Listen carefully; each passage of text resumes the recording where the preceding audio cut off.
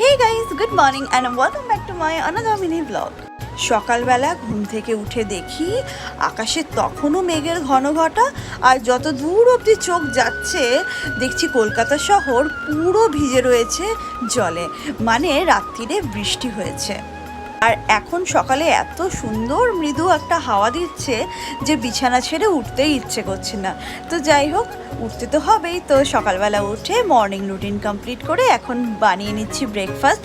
দেখতেই পেয়েছো বানাচ্ছি লুচি আর তার সাথে গরম গরম ঘুগনি। তো এই ওয়েদারে কিন্তু এটা মন্দ হয় না, কি বলো তোমরা? তো এটা অ্যাকচুয়ালি বীরভূমের স্টাইলে আমার বাড়িতে যেভাবে বানানো হয় আমি সেভাবেই ট্রাই করেছি। খেতে কিন্তু ভীষণ ভালো হয়েছিল। তোমরা ট্রাই করে জানিও তোমাদের কেমন হলো।